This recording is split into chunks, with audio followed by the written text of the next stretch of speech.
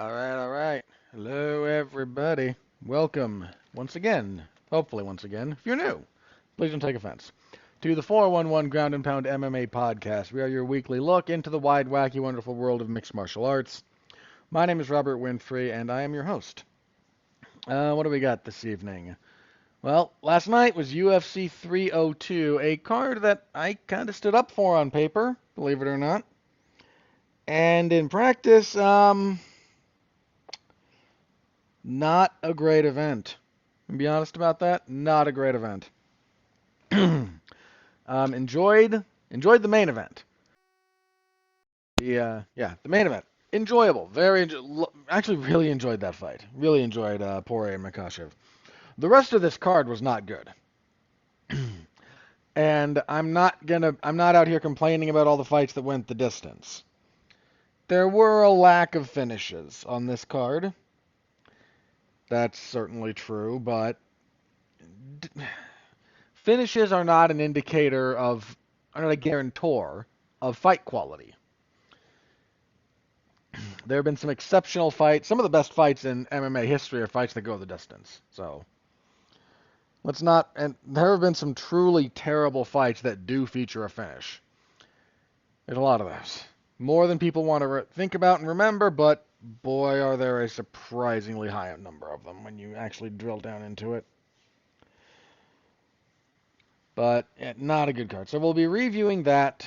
We'll have a preview for UFC on ESPN 57, which is, we'll get to it.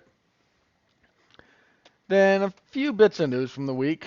Again, there are a few pieces of news I think worth mentioning here. So, yeah, I think that's what we got. All right, yeah, that's it for the agenda. So any way you can interact with the product is always appreciated. Like, comment, subscribe, star rating, written review, whatever is applicable to your podcast platform of choice. And, of course, sharing. Let people know about the show. If you think they'd enjoy it, please point them towards us. And hopefully we can educate, entertain, help put your kids to sleep. I don't know. I don't know what you use this recording for. I spew it out into the ether, the void that is the internet, and you all get to do with it what you will. That's kind of how this works for the most part. But that's what we've got. So, with that out of the way, let's jump into it, shall we? So, UFC 302. We start, if you're slightly newer here. How did the predictions go? Because I track all my predictions. Had a good card, believe it or not. Your boy went 10-2.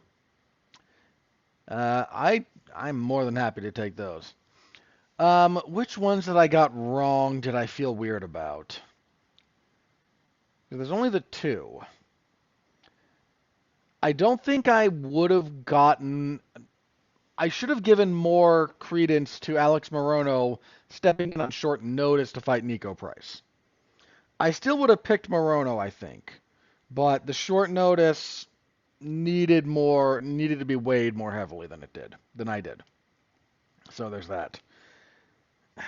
As far as Rowe and Matthews,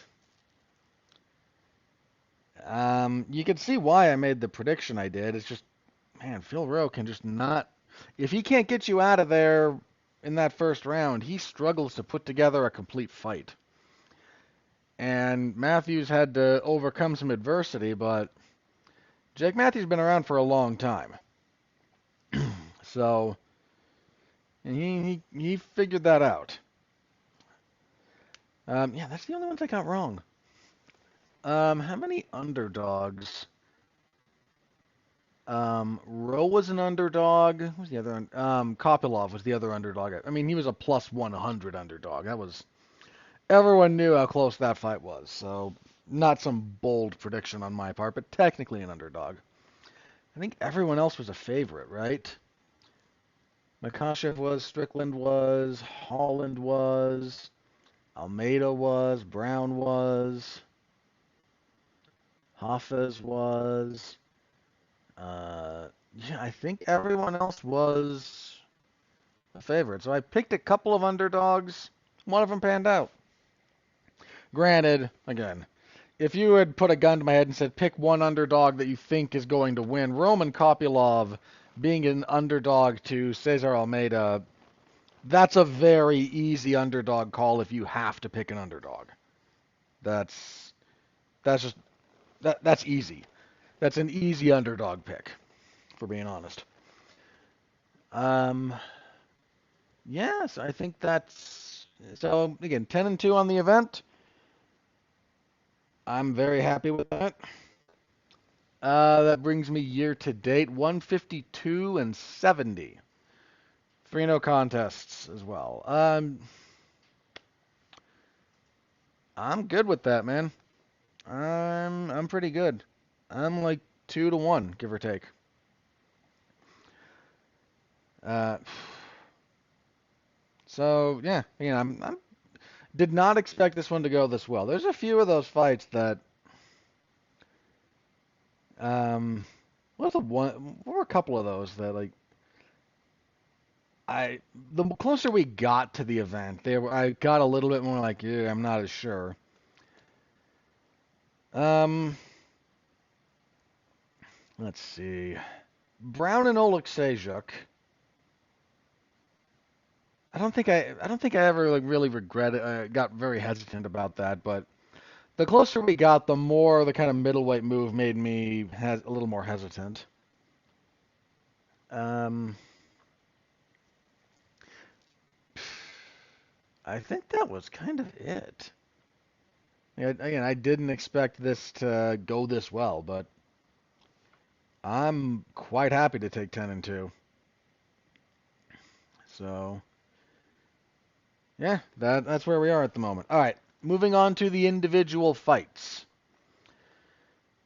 So main event, Islam Makhachev defeats Dustin Poirier via 242 of the fifth round with a Darce choke. Basically puts him to sleep. Poirier taps right before he goes out. Um, this was your fight of the night.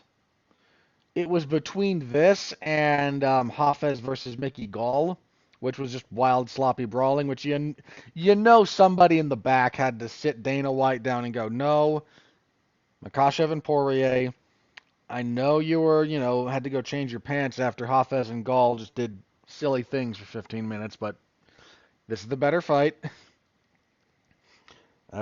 Please be, please be reasonable about this. Yeah, just another minor note here. There were like 3 finishes all night. This was a long card, and Makhachev and Poirier went into the 5th. This was a long card. This thing started at 4:30 my time. I didn't get out of there till it was a little after 11. Long event. Now, there's only so much you can do to kind of control for that, and I understand that. It's not like some of these guys weren't trying to get things out of there. Quite a few of them were. It just didn't seem to work out for one reason or another. Um, but again, main event, focusing on that. Uh, really good fight. Both guys southpaw. Poirier opened with a pretty decent calf kick. He did a little bit in the first. He got away from that for some understandable reasons. One of my big takeaways here. So, couple of things. Makhachev's striking. I think a lot of people have not given it its due. He's not a power puncher. He's certainly not on the level of Poirier or a lot of these other guys, right? He's not a big power striker, but he can strike very capably. I mean, look, this is one of the a lot of people, because Makhachev gets compared to Khabib so often. I've said this many times, but like Makhachev is a more well-rounded fighter. He actually has better individual skills. And because he has better individual skills, it does allow him to mess with games in ways that other guys didn't. Khabib had to be a force of nature. So to the extent his striking worked, it worked to get him close or to get you where he wanted you cage position wise, and then facilitate his A game. Makhachev's striking is actually good enough to win on its own. It's clearly not his preferred methodology, but it's absolutely good enough. I mean, he technically outstruck Volkanovski for portions of their first fight. He dropped Oliveira, and he, by pretty much any reasonable metric, outstruck Dustin Poirier here. Now, that's mostly numerical. Poirier hits harder. And Poirier landed some really good body shots. In fact, breaking a clinch at one. So, a couple of tactical things. Makhachev's clinch game has always been where he's really dangerous. Um, More so than a lot of even his like contemporary Dagestani kind of guys. Khabib had a good clinch, but he was more about like shifting around to get your back, riding you down. I've talked about Khabib's game at length before. Makhachev will actually just fight you in the clinch for pretty decent periods of time, and then he's got a bunch of trips, a bunch of tricks from there. Say nothing of against conventional wrestling moves. He got Poirier down with a nice single leg with a little bit of a trip at one point. Got him down. I think it was the third round. But to Poirier's credit, he stopped a lot of that. There's a lot of times, especially like second round, in the fourth round, he was great about not getting pushed into the fence. He was great about, again, breaking contact as quickly as possible instead of letting positions develop. And anytime they would clinch, Makhachev started switching his clinch attack, again, about halfway through the fight. He stopped trying to get body locks, some of the traditional body locks, and he would either, again, force things to the fence with a single leg or a high crotch. But Poirier was very keen to defending those. Very good about stopping the majority of that. So he starts just, instead of reaching for the legs, when Poirier pushes into boxing range, he just grabs a double collar tie. And that opens up some interesting things. Makhachev has a long history. Look back at some of his other fights. You'll see he does this. If you're clinching with him, he will knee you in the body. And it's not that he doesn't actually throw the hardest knees to the body in the world. I'm sure they're not pleasant. But there's a weird thing with fighters. Not just fighters, but this particular psychological tick. It's not unique to fighters, but it certainly manifests with fighters. Whatever you hit them with, they try to get that back in particular. If you start jabbing somebody's face off, they're gonna try jabbing you back. If your jab is a lot better, it won't work, and then they get frustrated. But so if you hit someone with a good body kick, there's gonna be a body kick coming back at you. I've seen this jokingly put forward, but I think there's some truth to it. If you want to win a bunch of fights on like the regional scene, learn how to counter a wheel kick. Then the first thing you do when you go out is throw that at your opponent. Because then there's a better than average chance he's going to throw it back, and if you know how to counter it, you can do something kind of spectacular. But so Makhachev will throw little knees in the clinch to get you to throw a knee back at him, and as soon as you do, he throws you. It's remarkably consistent. Some very, very good fighters have fallen into that trap he sets doing that. And Poirier was very aware of that. So he did not engage in the clinch in those terms. He was specifically grip fighting, specifically trying not to get taken down, and he was very good at that.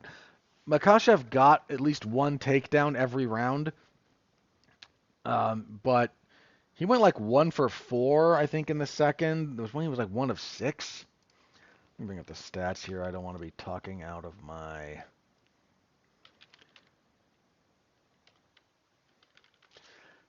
various other orifices. Sorry, I forgot that had a slightly different thing there. Okay, so if we go per round, yeah, he went 1 of 6 in the fourth, which I actually think is the round Poirier won. One if the judge gave Poirier the second. I don't agree with that. I don't think it's horrendous, but I don't agree. Poirier in the fourth, though, I think is very, very fair. Yeah, Makhachev went 1 of 1, 1 of 4, 1 of 1, 1 of 6, and then 1 of 4. Makhachev's takedown accuracy coming into this fight was much higher than that. Like, that first fight with Volk and then this fight did a serious number to his takedown accuracy, which used to be much higher. He's normally very accurate with his takedowns. Khabib's takedown accuracy was actually fairly low, all things considered. He was just dogged about it, and he only needed one because you could almost never get away from him. Makhachev's control, very good, just again, different styles, very different styles.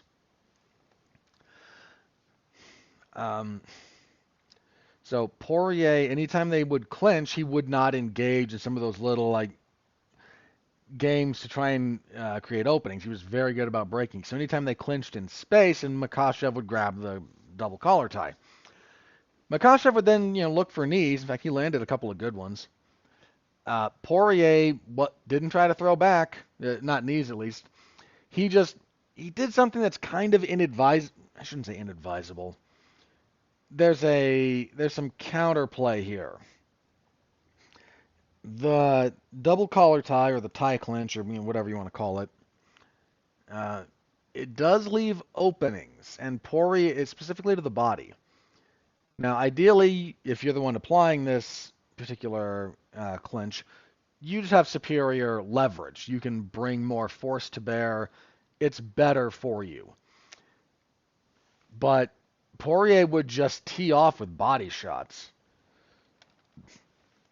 And then when Makhachev would throw a knee or whatever else, being a little bit off balance would mean, because you have to be off balance to throw a knee. You can be really off balance or all your weight's on one leg. So there's a degree of not being balanced. Poirier would use those to attack the grip. And he'd be able to shrug it off or break the grip. And then he landed a really gnarly elbow. I think it was the fourth round. Breaking one of those clinches that cut Makhachev. It's on the forehead. So it was not really in danger of stopping the fight, but it was a pretty big cut. He landed that.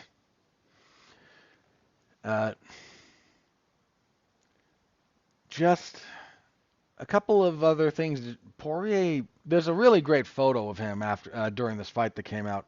It's him with blood pouring out of his nose, kind of just squaring up and looking at Makhachev. It's more, it's a single picture of him. It's on the internet. It's a great picture. Look that up if you're curious. Because his nose got busted. One of the knees, I'm pretty sure, is one of the knees of Makhachev that did it. Makhachev's jab gave Poirier some problems, which didn't surprise me too much. Makhachev's striking, a lot of people, I already mentioned, a lot of people are sleeping on it. It's good enough to win fights on its own. Even if he wasn't the wrestler grappler that he is, he could beat a lot of guys just striking. So he landed some good combinations. I mean, he outstruck Poirier, I think, every round except the fourth. Yeah, he landed 46 in the 46 to 11 in round one. Okay, Poirier in total strikes outstruck him in round two. Significant strikes actually went to Makhachev. That was 26 to 24. But I'm looking at totals at the moment. Round three, 24 to 16 for Makhachev. Round four, 29 to 34. That's the one round Poirier I think definitively won. And then he outstruck him 18 to 11 in the fifth when he got the finish. I mean, they attempted comparable number of total strikes, 122 to 118, and Makhachev landed 43 more. Let's stop sleeping on this guy's hands a little bit, please. He can strike. He's actually pretty good at it. He hit a really nice leg whip. This is the one thing that everybody's kind of coming away oohing and ahhing at. And this is a very important component of Makhachev's game. He has like 3 or 4 takedowns, trips, these techniques that he really likes to use. And he's really good at these like 4 things. And because these like 4-ish techniques work so reliably, that's mostly what he demonstrates, which is fine. Like you don't need um shouldn't say you don't need. If if the fundamentals are working for you and you can apply them properly, then you don't need anything fancy, right? You do what you need to do to win. This is not about showing off, it's about getting the W. But what Makhachev does have, and what a lot of guys have, Khabib had this, there's a lot of guys, I shouldn't say only like the Dagestani guys, um, but they have a boatload of other tricks that they are prepared to use if necessary. They just don't need to show you every trick every fight.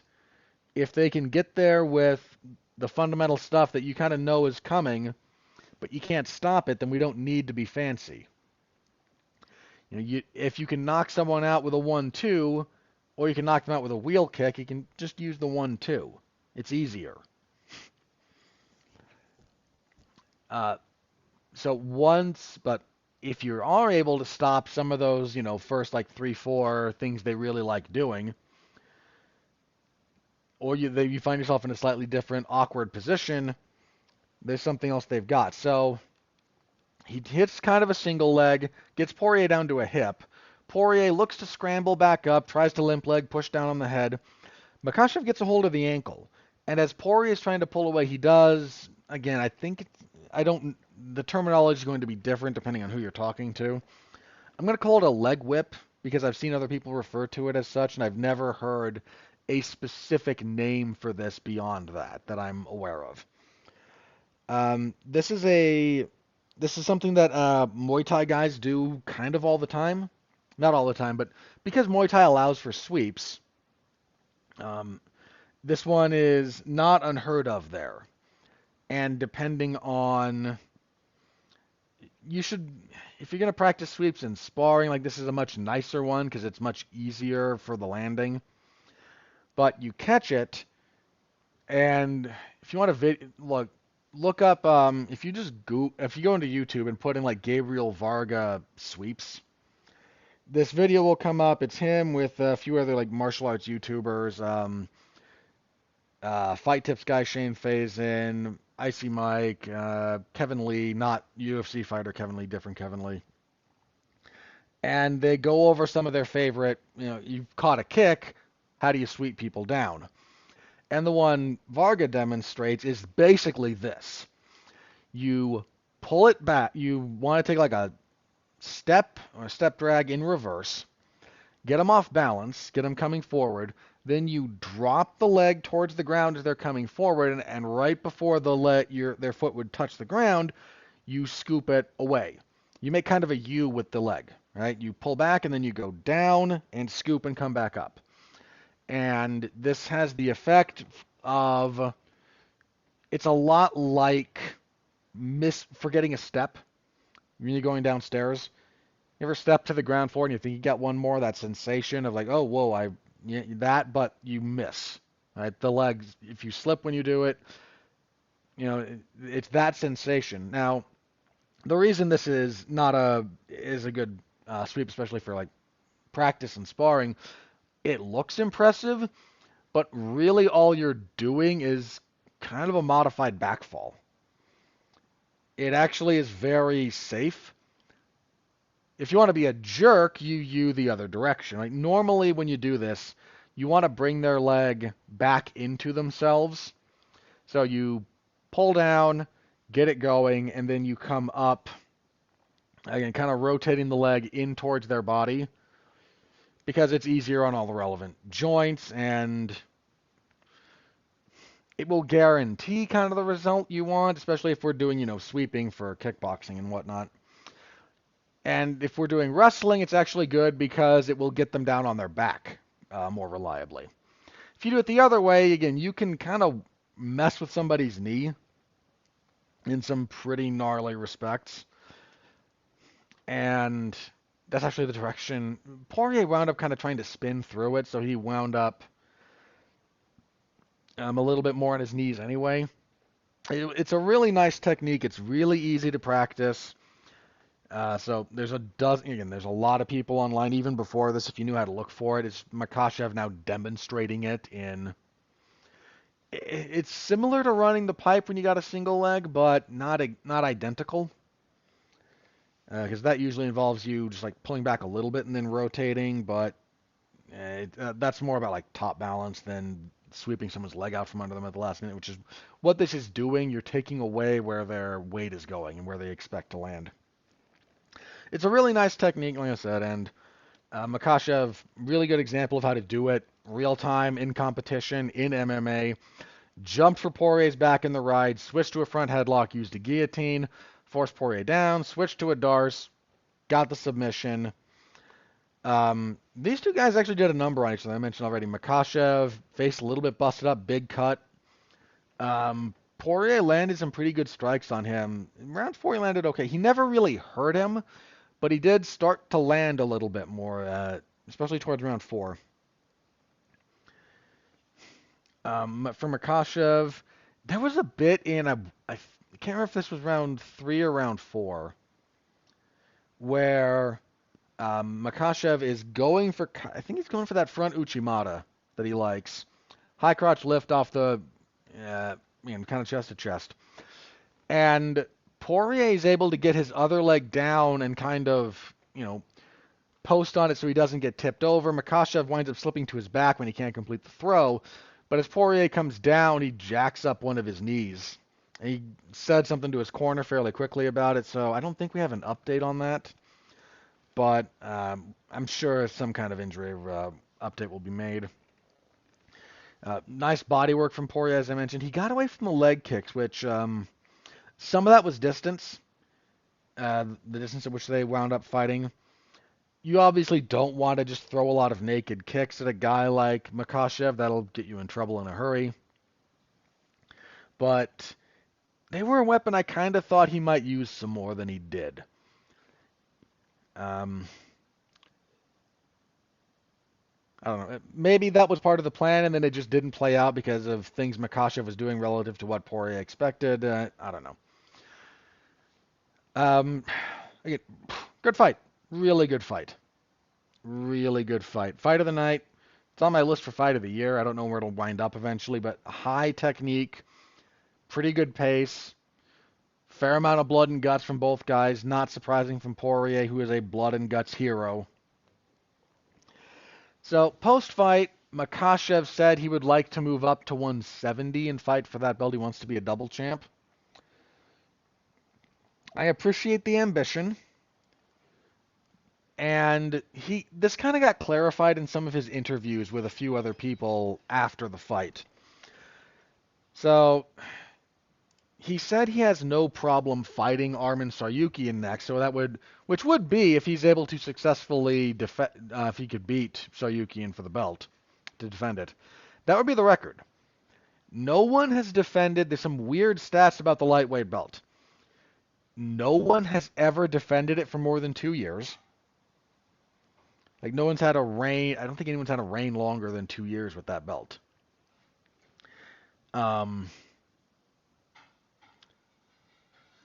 Yeah, even Conor, I don't think, had it for 2 years before he was stripped. But BJ Penn didn't have it for 2.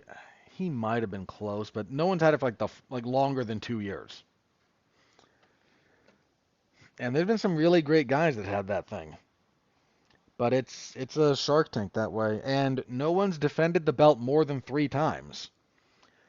The guys with 3 title defenses now are, well, Islam joined this group, But the only other guys to have done that are like BJ Penn, Benson Henderson, and Khabib Nurmagomedov.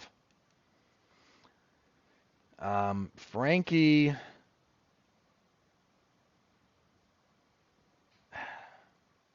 the draw I don't think counts because he defended it against BJ Penn in an immediate rematch, had the draw with Edgar or with Gray Maynard, beat Gray Maynard in their what was technically their trilogy fight. Did he lose to Benson Henderson right after that? I think he did one way or the other. Then Bendo, who is tragically forgotten as a great lightweight, he beat Frankie in the rematch. Um, there's one in here I always forget. He beat Frankie, he beat Gilbert Melendez, and he beat Nate Diaz before he lost to Pettis. And then Khabib obviously was what? Dustin Poirier, and then Justin Gaethje would have been his three. So if Makhachev can get to 4, that is by definition like some all-time great stuff for the lightweight division.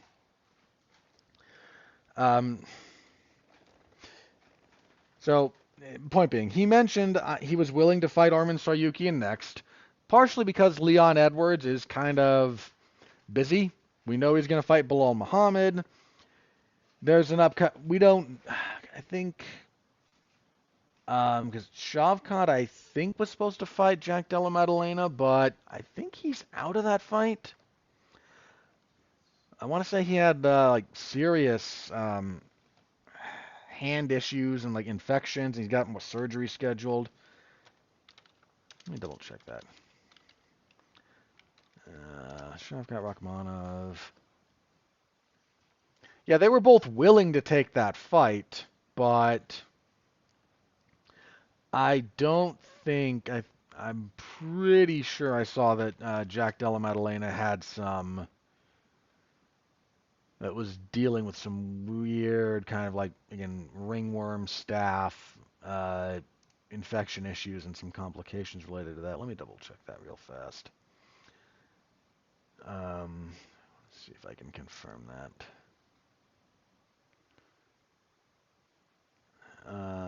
Yeah, he JDM had to pull out of 305. An infection issue. He's had several surgeries for it, so hopefully he gets that sorted out. So Shavkat without a current next opponent. If Shavkat beats another, the timing here is going to be critical for this. Makhachev said he wants to fight in November in Madison Square Garden. I'm fine with him and Tsarukyan doing that. Tsarukyan is a perfectly deserving contender. If Belal Muhammad has to Belal Muhammad, I don't think he's beating Leon Edwards.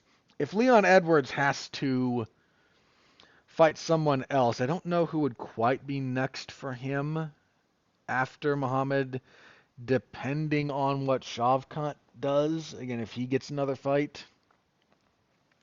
So a few things up in the air as far as welterweight goes, but if Makhachev beats Tsarukyan and Edwards beats Belal Muhammad, and then the way is kind of clear, you could do that fight, and I wouldn't hate it. Look, if Edwards does have to fight, Shavkat or some other contender, you could still wind up making that. So I don't want to see it necessarily right now. I think there's still a couple of guys. There's still some things at welterweight that need to be sorted out, and I definitely think Tsarukyan, even though it's a rematch, I think he's earned a shot, and I would like to see that rewarded. So I don't want to see it next, but if a few things fall into place, it's definitely on the table. I do not care for Makhachev's chances against Leon Edwards. There's a size issue, and there's just what Leon is very, very good at. So don't like his chances, but I'm not going to, if he does, beat Tsarukyan again, I'm not going to sit here and say he hasn't earned a shot at something kind of big like that. He definitely will have. A couple of other things briefly on Islam Makhachev. So He's now tied most defenses of the lightweight title. He's got, I think he's tied for the second longest winning streak in UFC history. I think he's only behind like Anderson Silva and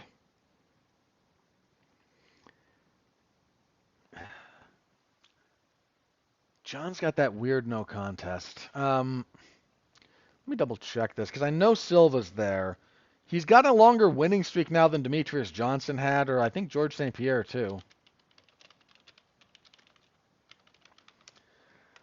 Let's have a quick look.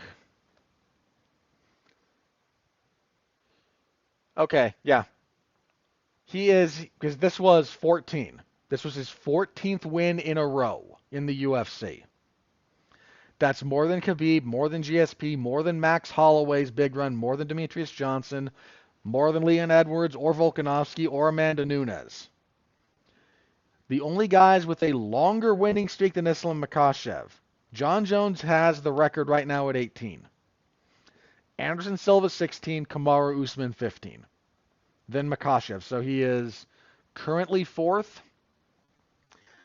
I think he's going to, if he does have to fight Arman Tsarukyan next, I don't mean to pretend that that's an easy fight. Tsarukyan's very good. But I would pick Makhachev there, and him tying Usman for third with 15 consecutive wins. He's now got the longest winning streak in lightweight history. Yeah, he just surpassed the guy who he kind of took the torch from in terms of Khabib. Like, that's pretty ridiculous. Just doing crazy things. And here's the other thing about Islam Makhachev. He's not... I get that he's not quite the, celebrated figure. He's got a funnier personality than Khabib, but Khabib's personality kind of shone through in ways that Makhachev not quite so much yet, which is not a giant negative, just a note. But his last several fights, I mean, his winning streak, if you want to look at the whole thing. So he comes into the UFC, beats Leo Kuntz, gets knocked out by Adriano Martins, then hadn't lost since, beats Chris Wade, beats Nick Lentz, knocks out Gleison Tibau, little aftermarket Tibau, but he still knocked him out in less than a minute. Armbars Cajun Johnson, out wrestles in a... If you haven't watched his fight with Arman Tsarukyan recently, go rewatch it. That is one of the best wrestling matches you'll ever see in MMA.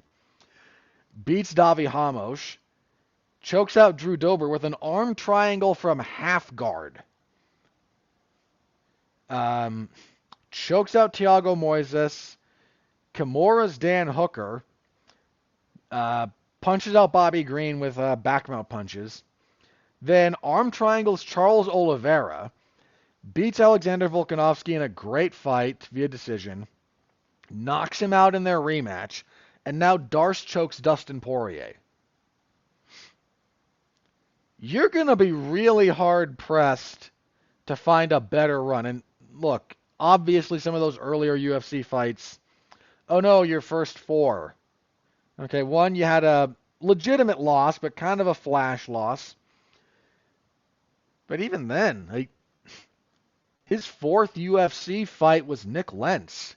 Nick Lentz is not, anybody's world champion, but that's a tough out. And he fights Gleison Tibau, and Tibau gave Khabib fits when they fought, granted years before this fight. Tibau made a career out of being just a roadblock that a giant chunk of the lightweight division couldn't get around. And you fight Arman Tsarukyan and Davi Hamosh back-to-back. Those guys are good grapplers. Makhachev, he's not got the, box office success or is kind of as celebrated as, Khabib. But we need to take a moment and have a sober assessment of the incredible run that Islam Makhachev is on. He is doing phenomenal stuff. beat Dustin Poirier the way he did here, um, yeah, this is something special. Wake up to it. Get hip to it. Uh, because it's not going to be around forever. It's just not. Nobody is. So we'll have to wait and see how a few things fall into place potentially for Makhachev, but logically the next lightweight challenger should be Arman Tsarukyan, I think. We're still half waiting on what happens between Conor McGregor and Michael Chandler to sort some of this out. So there's stuff up in the air still. So have to wait and see on some of that, but Makhachev, Dana White in the post-fight presser was like, anyone who calls him the pound-for-pound best when John Jones is still fighting is nuts. Like, my guy, John Jones has a better overall career than Islam Makhachev. Yes. I'm not in dispute. If we're talking like who is the all-time best, John is the best MMA fighter I've ever seen. Period. Full stop. Some guy, I know people don't like him because his personality and his personal life, and I'm not saying you have to be a fan. I'm saying I've never seen a better fighter than John Jones in the cage or the ring or in the sport. And I've seen a lot of the all-time greats. John's the best. But number one pound for pound right now is not a referendum on your entire resume. It's where you are right now. And right now, John Jones has fought once in the stretch of time that Makhachev has beaten Oliveira, Volkanovski twice, and now Poirier, and maybe even that fight before the Oliveira fight. I'd have to double check. John's fought once, and he ran over Cyril Gane. And fair enough, man. That was an impressive win. But pound for pound in the world right now, it's not John. Resume to resume, overall career to overall career, yes, it's John Jones. Pound for pound is not who's had the best career, it's who's the best right now. Skill for skill, I have no problem with Islam Makhachev being at the top of that list. I genuinely think he belongs there. And it's weird that Dana would kind of be burying one of the guys that just fought for him instead of promoting him, just as a thought. So, and yeah, I'm going to leave that one alone. Let's move on to Dustin Poirier. I don't want to spend a full hour on this one fight. Well, you know what? I kind of can because not much about the rest of this card is worth talking about. But so Dustin Poirier after the fight, his nose was broken. He's beat up. He just got choked out, and he delivers maybe the best possible retire. He was a little bit left the door open a little bit, saying, I think this could be my last one. He's 35. Dude, you cannot impeach the resume of Dustin Poirier. That man is one of the few people who's going to go into the Hall of Fame having never held a world title, and no one's going to bat a single eye. This man has been an action hero forever. He's been with the UFC forever. He's with the WEC before that. He's fought everyone. You can't name me a bad Dustin Poirier fight. So not only has he fought everyone, find a Dustin Poirier fight that sucks. All right, having seen, I think, pretty much all of these, so we can immediately cross off like the last several years, right? This fight was great. The BSD fight was great. Both Gaethje fights were great. The Chandler fight was insanity. His title fight with Oliveira was pretty darn good. Both of the Conor fights were certainly high drama. His fight with Dan Hooker, man, if you haven't seen that recently from June of 2020, that was one of the fights of the year. I don't think it fell ultimately a little short for me behind, I think I went Gaethje and Ferguson was my fight of the year for 2020. But this was on that list. The Khabib fight was fine. His lightweight fight with Max Holloway's a darn good fight. The Eddie Alvarez fight. Anthony Pettis win the first Alvarez fight. So we're going to try and find a bad Dustin Poirier fight. We're already back like 10 years. Okay? We're already back to 2014. The Joe Duffy fight was fine. That was actually 16. Everything since he moved up to lightweight has been, you can't find a bad one of him at lightweight. His featherweight run, that was fine. That was fine. That didn't suck. The Cub Swan, I mean, him and Cub Swanson, the 2013 UFC on Fuel TV. He and Cub Swanson had a good fight. I mean, his brawl with Chan Sung Jung in 2012 was rated fairly highly for like fight of the year for a lot of people that year. Okay, if you want to find a less than auspicious Dustin Poirier fight, we have to go all the way back to his WEC debut. He's fighting at lightweight at this time. 2010, in his 8th professional fight, he fights Danny Castillo, and I think it's been a while since I've seen this one. I think there was a fair amount of being out wrestled in that fight. But that's it, man. Like in a 40 fight career to have maybe 2 that are the Grisby fight. That's another one I haven't seen in so long. I couldn't speak to it with any sort of authority. But even then, like, if they sucked, they would have stuck out in my mind.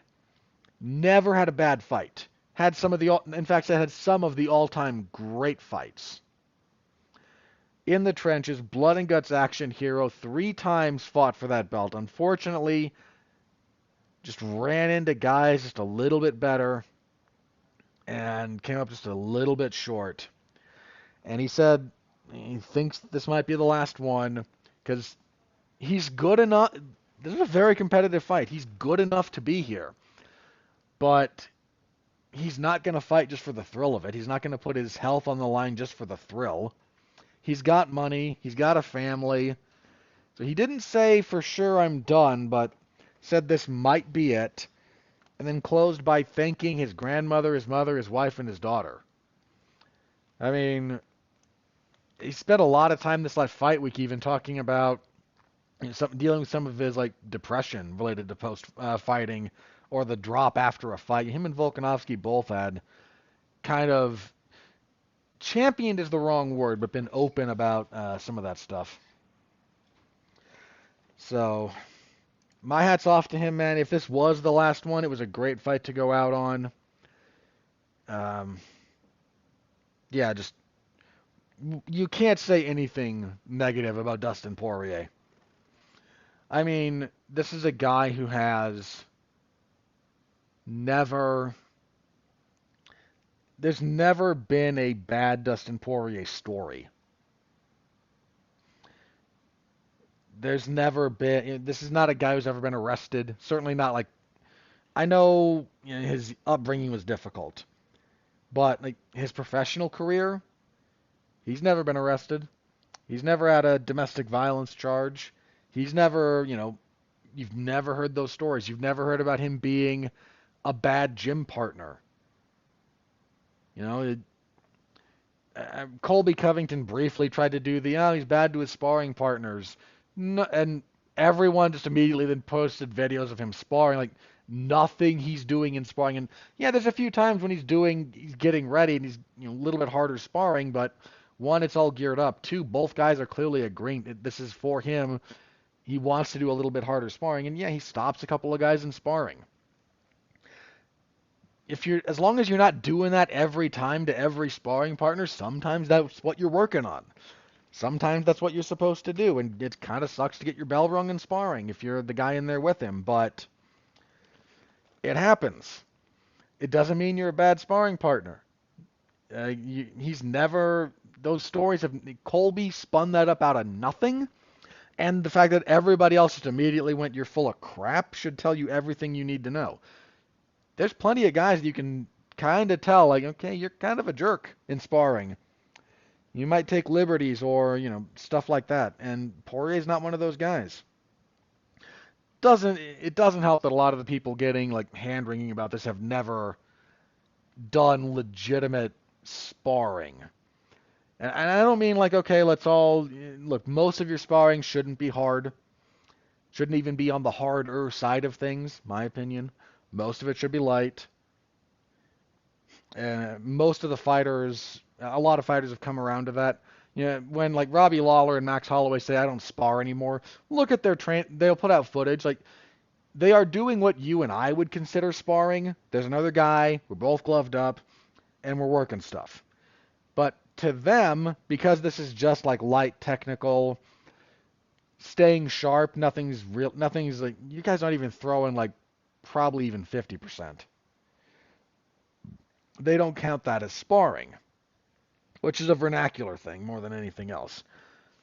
And yeah, like at a certain point, you don't really need hard sparring. You need specific sparring. You can use some general stuff for cardio and to stay sharp, but you also need specific stuff relative to what you're going to do and somebody who can kind of mimic the guy you're going to fight. And that's all the majority of that, I shouldn't say all, is light. It's very light. It's very technical. It's very like, okay, that would have worked. That didn't work. You would have got me with that one. It's a lot of that stuff. And a lot of people who do hand wringing over it have just never like they've never even been in a class or a session that was dedicated to hard sparring. This came out with like Sean Strickland a couple of years ago, and I'm not saying that at that time Sean Strickland was the best, like in the best emotional place or maybe the best guy to be around all the time in the gym. But there were a lot of people going, "Oh, he knocked out this guy in sparring," or "Look at this, this is ridiculous." And every legitimate coach that I know of in person or on the internet came out, looked at the footage, and went, "This is hard sparring." I don't like guys doing this very often, and so I don't know how advisable that is. But advisable is not the same as you're being a jerk. It's hard sparring. If both guys are like, "Okay, we're gonna have some hard sparring," that's what it looks like. And a lot of people just don't know what that looks like, apparently. So back on track. Yeah, you never heard those stories about Poirier, and those are the kinds of things that they would have been corroborated if there was any validity to them. You never hear that about Poirier. This guy has given a lot of his life, blood, sweat, tears, time, poured it all out for the fans, for athletic glory, and for money. And I don't say that unkindly because you should be getting money for this. He's given all of that. All of that. And he's come out on the other end still a good person. They don't make them like that, guys. They are rare, and he's one of them. And my hat's off to him. If this is his last fight, all I can do is say thank you, man. It has been an honor. I have seen all of his UFC fights. I think most of his WEC fight. A couple of them I watched live. Not all of them, but a couple. I have covered the vast majority of them. And anytime he was on the card, you could look forward to that. And you never had to worry about the kind of person he was outside the cage. He was never going to say anything that made you kind of go, what am I doing with my life? He's the kind of guy you want in this sport. And I mean this in all sincerity, it has been, to whatever extent anything I do matters as far as covering this sport goes, it has been my honor to have watched that man's career. So, thank you. If this is the last one. The last one's coming sooner or later anyway. He did leave the door open. There's a few maybe possibilities at play. If Conor McGregor beats Michael Chandler and then says, I've got unfinished business with Dustin Poirier, that might do it. But he's been honest about, like, I don't want to grind through the trenches again, man. I've done that. I'm still good enough, but if the goal of being world champion is not really realistically in the cards, I don't want to be fighting the Benoit Saint-Denis of the world. Not because he's bad, but because I don't want to be doing this anymore like that. That man has been through the trenches. He doesn't want to go back through them again at this point, and I don't blame him one iota. You get to a point where you don't. So just closing on that. Thank you again to Dustin Poirier. Whether this is the last one or not, thank you. It has been an honor, and I am grateful for the entertainment and the violence and the displays of everything that makes MMA great. He has always, always, always demonstrated that. So, my hat is off to him, and just a sincere thank you. All right. Moving on. Hopefully the rest of this goes a little faster. So, co-main event, 5-round co-main event. Sean Strickland defeats Paulo Costa via split decision. Okay. Last night, I'm going to take a minute to talk about some larger themes here that didn't come into play in the main event. There was some horrible judging last night. Dave Torelli on this card, so Strickland wins split decision. There was a 50-45 for Strickland. I think that's what I had. There was a 49-46 for Strickland, which I forget which round you could have realistically given to Costa. Might have been the fourth. I forget, but there was one that I just, okay, didn't hate it, didn't agree but necessarily, but there was it was at least one round that was like close enough that I'm not mad. And then Dave Torelli with a 49-46 for Paulo Costa. Gave Costa rounds 1 through 4. That's one of the worst scorecards I've seen ever. That is, I think by definition, that might be the worst scorecard I've seen in the last 3 years in the sport. I mean, the absolute insanity of that 10-8 for Grasso aside, like that was terrible. That's one of the worst round scores I've ever seen. But like, how do you get a fight that wrong, my man? He had another bad scorecard on this card. Was it Lima and Raposo? The first fight of the night. So we'll talk about it when we get to it, but the first fight of the night was flyweights Mitch Raposo and Andre Lima, and yeah, Dave Torelli turning in a dissenting scorecard in favor of Mitch Raposo. Terrible. What else did he get wrong? Well, we also had like Derek Cleary here who screwed up one of these things. Hang on. That one was fine. You couldn't have gotten Dawson and Selecki wrong even if you were blind, you would have got that one right. Sorry, not Derek Cleary. I apologize. Chris Lee, this semi-sentient can of Campbell's chicken noodle soup. Scoring the Cesar Almeida Roman Kopylov fight in favor of Cesar Almeida. Ridiculous. Just ridiculous. What was I think there was one more that Torelli had that was just bizarre. No, that one was fine. No, he wasn't on the main event. Oh yeah, by the way, Chris Lee had the main event 2-2 going into the 5th, which I gave Poirier the 4th. I think everyone gave Poirier the 4th. No, sorry, Eric Colon didn't. Interesting. Colon gave Poirier the 2nd. I'm not gonna be up in arms over that. That was a relatively close round. Like the 4th, I gave it to Poirier, but once again, not up in arms, so I shouldn't be too pissy at Chris Lee over that.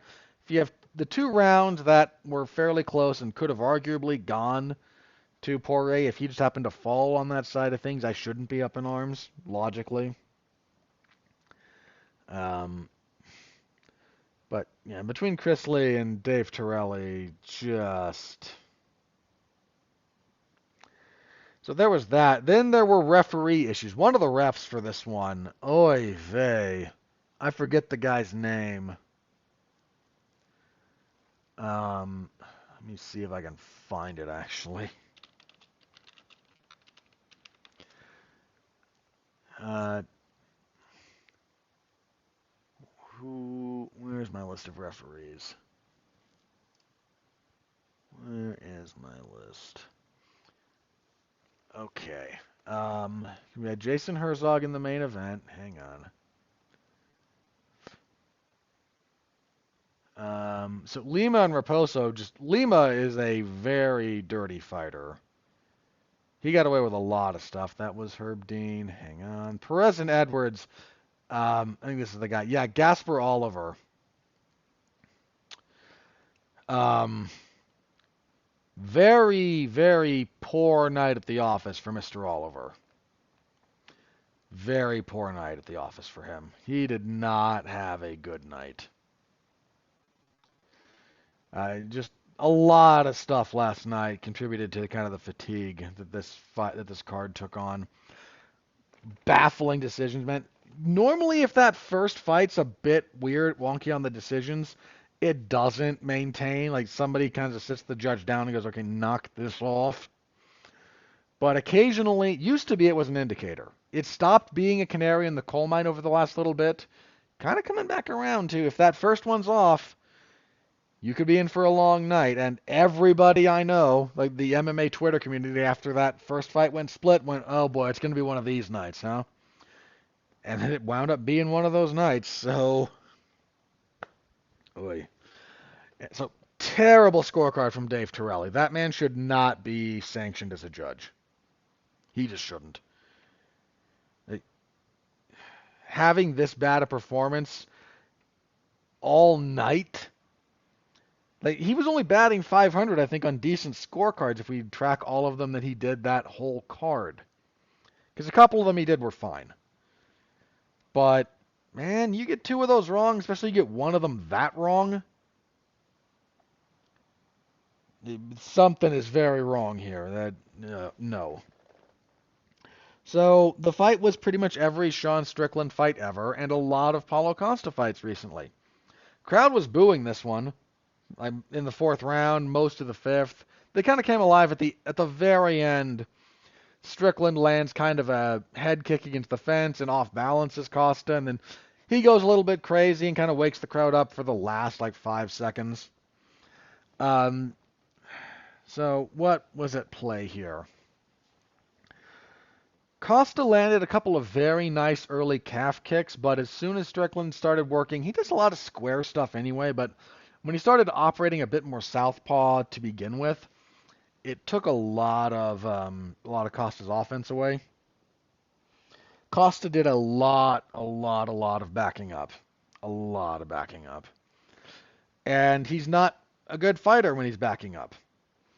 Strickland landed a lot of front kicks to the body, and some of them were a little bit more rangy. Some of them were pretty good stabbing kind of blows. So I give him some credit for that. He landed a few of those. That was pretty good. His jab started working after a little bit. Costa slowed in rounds 3 and 4. Sort of rallied in 5. Kind of started getting back up there by the time that round came around. But Strickland did just kind of what Strickland does. Marched forward behind some high knees, constantly raising both of them, front kicks. He struggled a little bit early with the calf kicks, but then down the stretch he started checking them more regularly. He hit a really nasty cross check actually I can't remember if it was 3 or 4, but it was one of those 2 rounds where, so the cross check, for those of you unfamiliar, that's Instead of turning the lead foot out, because this is his left leg that was in front, you can just turn it out and check shin to shin. There's a few ways to check calf kicks. But one of the benefits of standing almost as square as he does, instead of just using that front leg to check, he brought his back leg, theoretically the back leg, the right leg, all the way around and checked with that shin instead of the lead one. Cross-checking is a very powerful weapon, and Costa, after that one got checked, immediately started limping, never really got his footing back. A good cross-check will ruin your night. That will absolutely ruin your night. So, the fight was not good. Fight kind of sucked from an entertainment standpoint, but that's what this was always going to be. Strickland, after the fight, said he wants a title shot. He did the company thing, fought a ranked contender instead of waiting for a title shot, would like a title shot next. I know the UFC doesn't like Sean Strickland as champion. You might think that's a little bit weird, but there's enough indicators and enough people kind of talking about things they've heard behind the scenes. But honestly, he should get it. That fight with Dricus du Plessis was close. You could absolutely have scored that fight for Strickland. I don't think that's wrong. I rewatched that fight not too long ago, and I will kind of stand by scoring it for DDP. Live, I was 4-1, but I mentioned one round was super close. I think the only round I really got wrong live was round 5, which really probably should have been Strickland's. But you could have gone 3-2 either way in that. Very, very close fight. And I think we got to wait to see what happens with Dracus and Izzy. A few other things, so who knows. But I don't think it's unreasonable. He kind of said the truth. I did the company guy thing. Didn't wait around, stayed in rotation, fought another ranked guy. I'd like the title shot next. None of that is unreasonable. None of that is unreasonable. Just being honest there. As for Costa, I don't know, man. Israel Adesanya broke him, I think. Something about that fight and how it played out, something got lost for Paulo Costa that he has not figured out how to work without or repaired. Somebody mentioned the funny thing, his highlight reel was one decent, the wheel kick on Whitaker, and one good punch he landed against Vettori, and then the big flurry he landed against Johnny Hendricks, 7 years ago at this point? I don't know what was that fight. Boy, I feel old. 7 years, November of 17. That's kind of the story of Costa these days. He just, I don't know. He's just not figured it out, not put it back together. Okay, middleweights also. Next up, Kevin Holland beats Michal Oleksiejczuk via technical submission armbar, 134 of the first. Holland doing some okay kicking early. Oleksiejczuk swinging that left to the body and actually lands quite a few of them. He off-balances Holland when Holland was throwing a kick. Goes into the guard, but spends a bit too much time playing around there, not following the hips of Holland. Kevin Holland has a weird personality, and people don't take him as seriously as they should. Just didn't mind what was going on down there to Oleksiejczuk, so Holland grabs the armbar.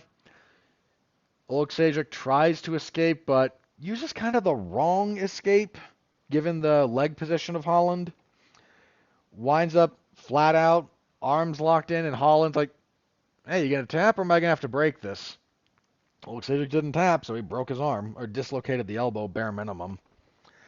Referee, Herb Dean in this case. Herb's not the only guy who's ever been in the cage when bad injuries happen, but as a minor statistical anomaly, He was in the cage when Frank Mir broke Tim Sylvia's arm.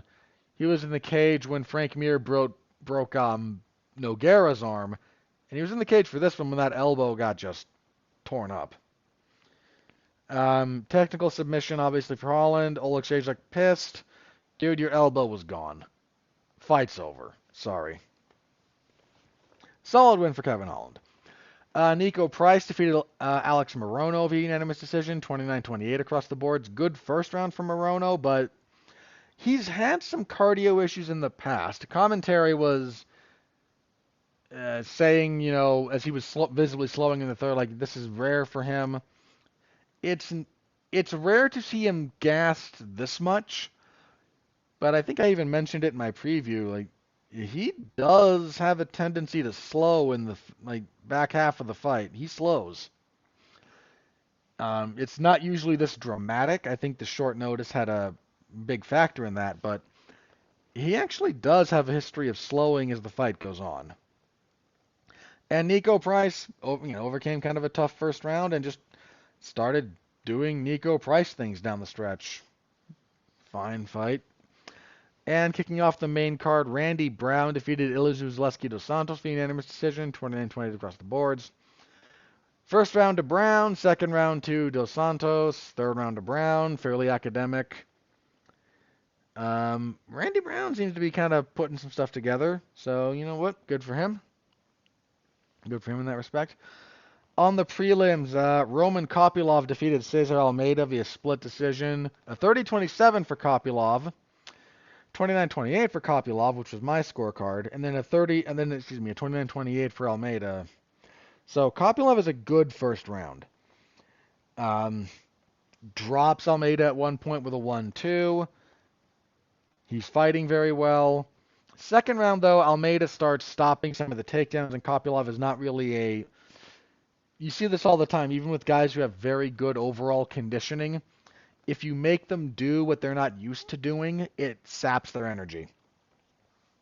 You can see it if you see wrestlers who are made to strike for long periods of time, they get very tired because their body's not quite used to that. So they try to wrestle, and then when they wrestle, suddenly they've got energy again and your body's used to it. Ditto the reverse. I've seen plenty of strikers who start wrestling, and suddenly their cardio just whoop, out the window. Little bit of that for Kopylov. Showed up in the second. Third round, it's a little bit back and forth. I actually gave Almeida the second. But third round, Kopylov gets some more takedowns and does enough work. He actually gets the side control. And enough to win and enough for me to go giving Almeida the third round is kind of crap. Good win for Kopylov, who was having to bounce back after that loss to Anthony Hernandez. Looks to have bounced back well. Still think pretty highly of his upside. Heavyweight, this was our first finish of the night. Jailton Almeida chokes out Alexander Romanov. Rear naked choke, 2:27 of the first. Look, man, Almeida did the thing. Every fight, watch them all if you're so inclined. Jailton Almeida comes out, throws a front kick, shoots a double leg. Like clockwork every time. And if you were fighting in a division that was healthy, people would have figured this out and punished him for it consistently. Because he fights at heavyweight, nobody does. Shoots the double, can't finish it, comes up on the high crotch, steps around for the outside trip. Comes a little bit more on the body lock, pulls forward, outside trip. You've seen this a million times. And once he's on the ground, he's just a better grappler than Romanov. I don't know what Romanov was doing. He looked like crap. And that's not a body issue. Like, okay, he's a more rotund fellow. He's very thick to the torso. He is, but like, there's just a boatload of technical stuff he's not doing right. Stuff that if you're at the UFC level, you should not be giving up that takedown that reliably. You should know how to defend a rear naked choke. and he's grabbing the arm instead of fighting the hands and peeling. My man, you should know better than that. Grant Dawson defeated Joe Solecki via unanimous decision, 230-27 to 29-28. I don't hate giving Solecki the first. I didn't, but I don't think it's horribly out of bounds. The story of this fight is Grant Dawson is a good takedown artist. Joe Solecki has a good guard, but couldn't get up. And Dawson couldn't pass and could muster very little effective ground and pound, but he was on top. And that was kind of the story of this fight. Not a very good fight. Welterweight Jake Matthews beat Philip Rowe via unanimous decision. 229-28, which I agree with. 30-27, which I don't. I thought Rowe had the first. Rowe landed some really nice punches in the first. Just struggled a bit to keep up with some of the athleticism of Matthews. And then second round and on, Matthews made it more of a dogfight than a technical fight, and that favored him. On the early prelims, Basil Hafez and Mickey Gall had a fun little slugfest. Hafez wins 230-27 to 29-28. If there's one other fight you want to watch from this card just for entertainment value, it would be this one. They just hit each other a lot. And it was kind of fun. Eileen Perez defeated Jocelyn Edwards via unanimous decision, 229-28 to 30-27. Oh, my brain hurt so much in this one. Okay, so a couple of things. Rowan Matthews in the third round. Rowe tried to wrestle from his knees and got pancaked, but he then countered with an octopus sweep, which was kind of funny. Got to see those in rapid succession. But those are relatively interesting decisions that are being made there. Matthews wound up sweeping him back and then shut down his octopus guard with some good cross-facing. Perez and Edwards, the number of times these two women got like headlock sweeps from the bottom should be criminal. That should not be a thing that works in the UFC. I mean, it was just kind of bad. I thought Perez won, but this was not a display of high-level mixed martial arts. And kicking everything off, Andre Lima missed weight, weighed 130 pounds. My man, if you are missing by the weight of a dumbbell, a not unreasonable dumbbell, I know they sell like really small ones, but 5 pounds, look, it's not going to get you swollen necessarily. But a 5-pound weight is not an unreasonable dumbbell to buy and to use. Even if you're fairly jacked, you use them as like general resistance or for like more endurance training. You miss him by that much, you got a problem. He beats Mitch Raposo by split decision. 230-27s for Lima, and then a 29-28 for Raposo. That, again, just crap. Not a good fight either. So that was the card. It was not a good card. Look, I kind of said on paper I thought this had some potential. I certainly liked the main event. In practice, this was not good. There's not really another way to say it. It wasn't good. That doesn't mean everything was bad, but there was bad stuff here, though, to be abundantly clear. There was some bad stuff. I'm going to have to double check. There's a few of these I probably need to throw on my worst fight of the year list. The only thing I came out of this one with was Makhachev Poirier. Again, that's going on my fight of the year possibilities. Makhachev's submission, ditto. That's also gonna, again, if it makes the cut ultimately remains to be seen, but we'll see. Fight of the night, I already mentioned it. Makhachev and Poirier. Performances went to Makhachev and Kevin Holland. I mean, the only other finish on this entire card was Almeida and Romanov, and if the choice is between Holland's armbar or Almeida's rear naked choke for who gets a bonus, then yes, the answer is in fact Kevin Holland. Yeah, rough card in some respects. Okay. Last thing on this card. Um, fair warning, skip ahead if you don't want to hear me, if you don't want any discussion of Donald Trump, and I don't blame you if you don't. I don't want to talk about politics here in the general sense. Okay, it's not really what I want to do. And I don't actually care that Donald Trump goes to UFC events at all. I know that, there are some people that like Trump and there are some people that don't, and I'm not going to discuss my personal political leanings here in this respect. It's not really relevant.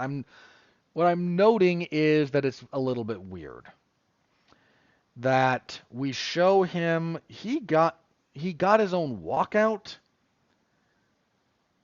I think like right before the main card started, like they showed his Dana White walked out with him. He comes out. This has happened before. He comes out like a Kid Rock's American Badass. And yeah, I'm not a big fan of that. That's not just for him. In general, if you're going to give a non-fighter walking to the cage for a fight a kind of walkout, it needs to be really, I don't know, it, not my favorite thing. But I don't really care that he's there. I don't even care that they like acknowledge his presence in the crowd. They do this with a lot of other celebrities and other fighters. I don't care as long as that's kind of all it is. He got a lot of screen time. Now, some of that was fighters. I know some people got a little pissy about this. I think it was on screen north of 30 times. Now, to be abundantly clear about the following, I know some people got a little pissy about that or a little bit, and I'm not even saying it's unfair to be like to note that that's a little bit weird. I'm sitting here noting it's a little bit weird. Part of that was fighters after their fight going over and interacting with him. If you've got the camera following the guy who just won and they jump the cage and they want to go shake hands with Donald Trump, the former president of the United States, I'm not holding that too much on. Like, I'm not going to jump down the broadcast throat for that happening a handful of times because it did. Kevin Holland did it. Sean Strickland did it. I think Makhachev shared a brief moment with him after the fight. I know Khabib went over and talked with him for a minute or two.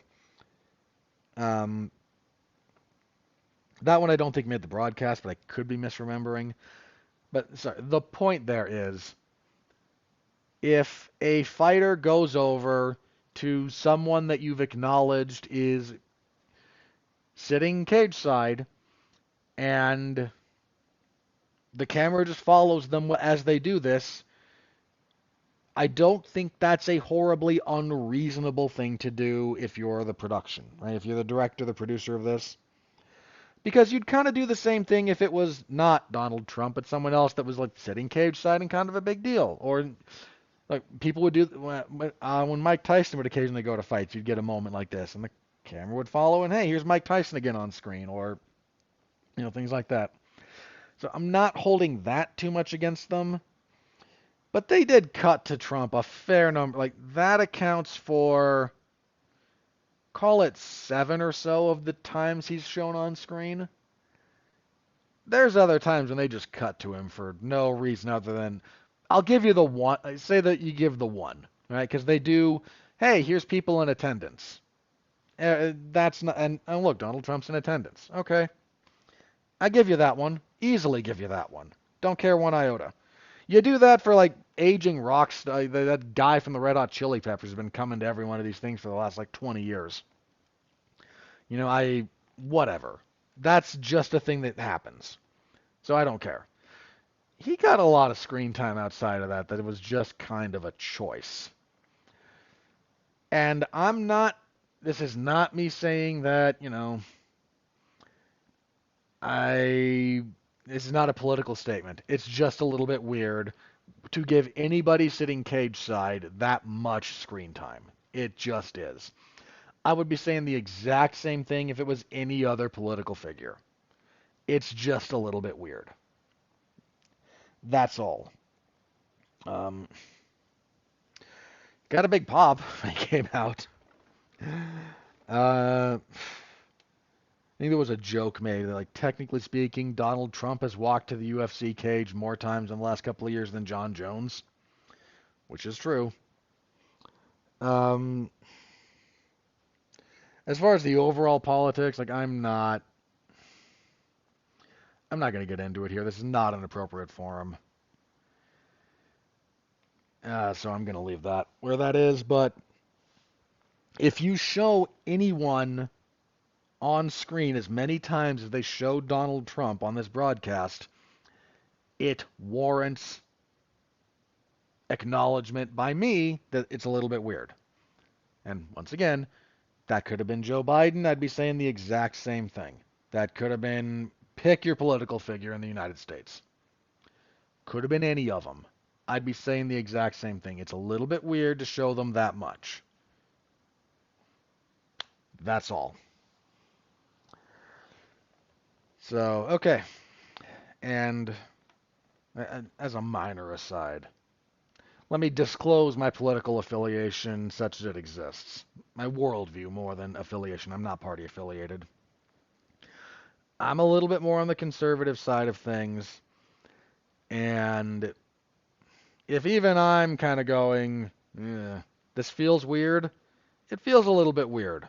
Okay?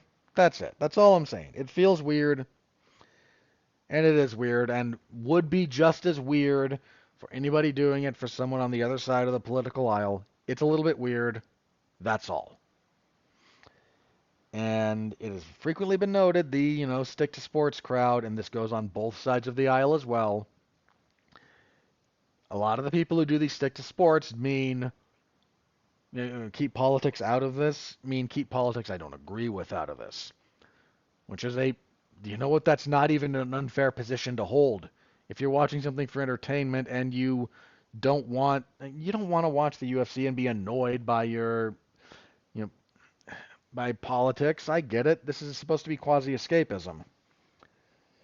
But if there is any politics there, you do want it to be something you agree with, because that doesn't really infringe on the enjoyment of the product. And I understand.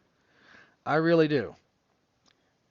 I'm just saying this time around, other times he's been there, like, they make a big deal out of it. He gets the walkout, he gets a pop. He gets shown at least once on the broadcast proper when they do hey, here's all the people in attendance. And then he's usually somewhere in camera line for a lot of these things, but last night I think was different than his previous couple of appearances, would be my guess. Just a hunch on my part. I would have to go back and double check it, and I don't want to. So that's it. Setting that aside, we're moving on. My full report in the MMA Zone at 411mania.com. Go give it a read if you're so inclined. Always appreciate that. All right. This Saturday, UFC on ESPN 57. Main event. You know what? Again, they're on ESPN proper. They had to sell tickets. They're in Louisville, Kentucky for this. This is their first trip to Louisville since 2011. 13 years. A little over. It was March of 11.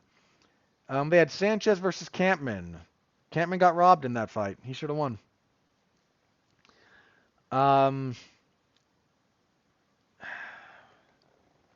This is not a terrible card for ESPN. Main event's a relevant middleweight fight. I don't hate it. The rest of this, however, let me stress the following. Very little about the rest of this card is like high-level relevance. But I think a lot of these are at least names you would probably recognize. Not always for the better, necessarily, geez. But for an ESPN card where you had to sell tickets, like, you have to put forth some effort. And this, not... this is not the worst card, man. There are earlier cards in the year that were worse than this one on paper. There's gonna be a few that are worse than this one. If you're not excited about this card, I completely understand that. 1,000,000% understand that. But I'm not quite gonna throw this one under the bus and say that it's, terrible, because I don't think it's terrible. I just don't think it's,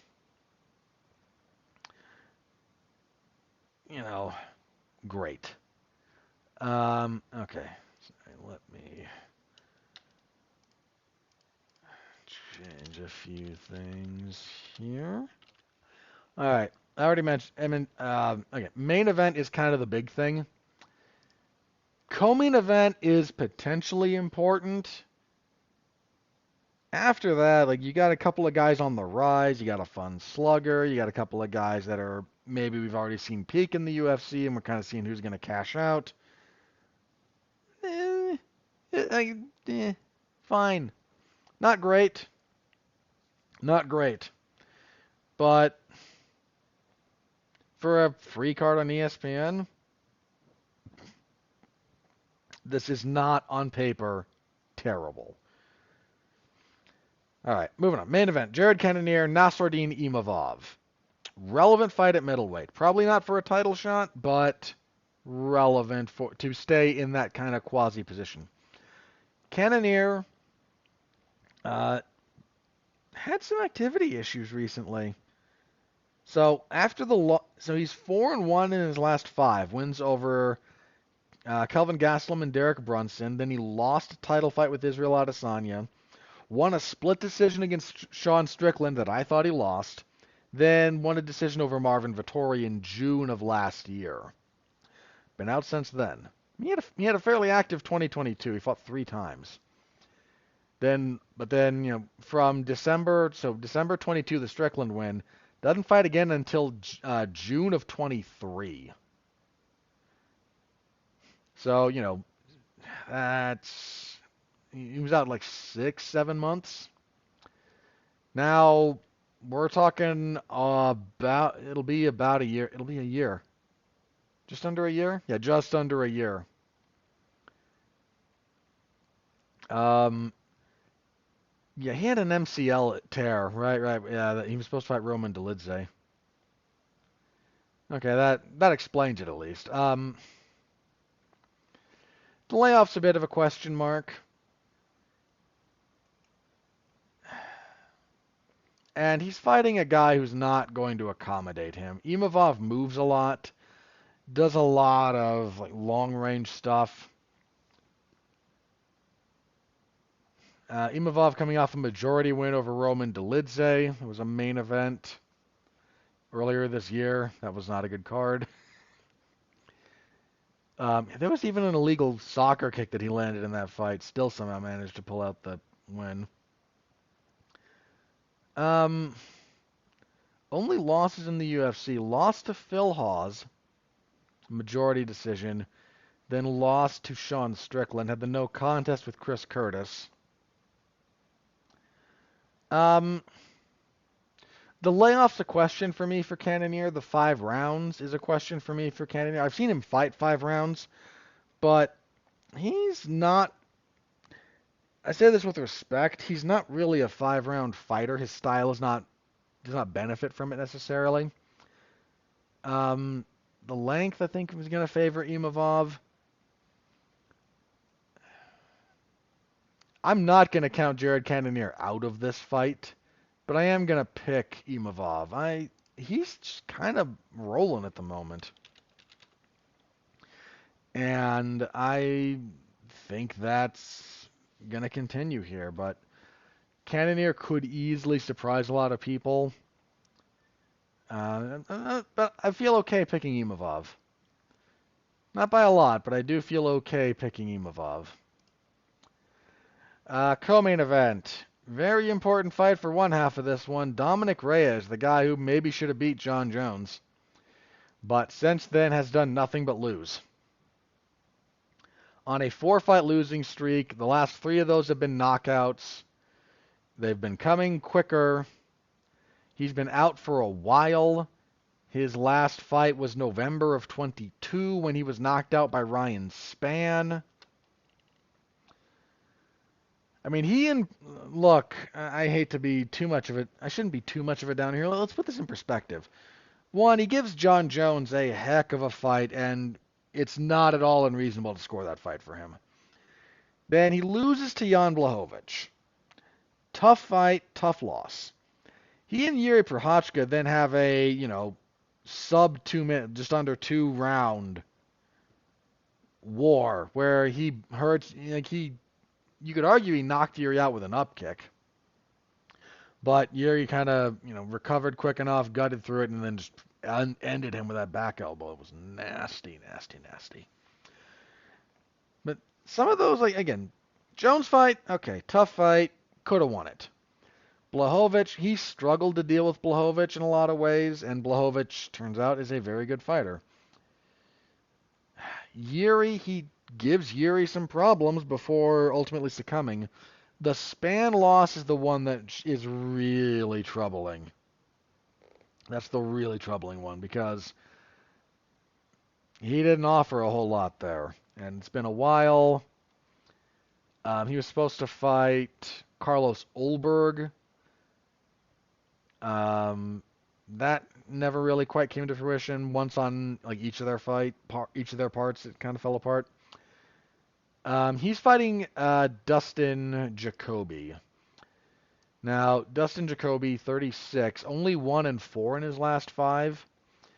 Couple of somewhat countermanding points there. One, the Khalil Roundtree fight was a split decision. I think you could have given it to him. And he was doing very well against Alonzo Menifield for long stretches of that fight, but just gave up a couple of big punches at inopportune moments that cost him rounds.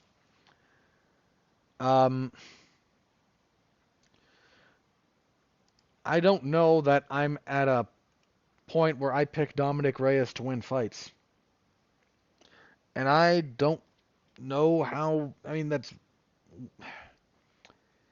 if that Jones scorecard goes differently, and you really could give Reyes 1, 2, and 3. You absolutely could. I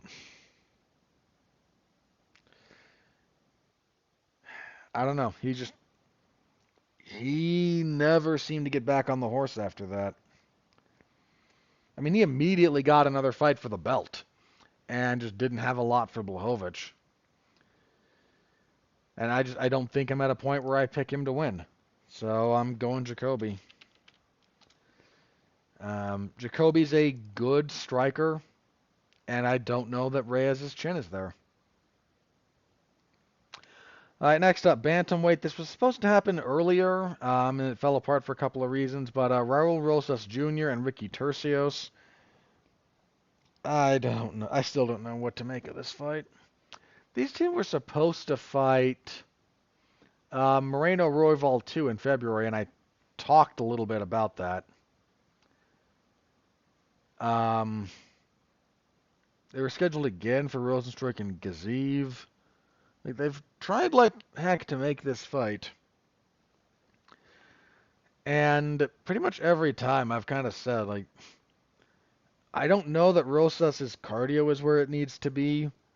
He's kind of made it work for him, but Turcios is also a wildly unpredictable fighter. I just don't know. These two guys are both very weird.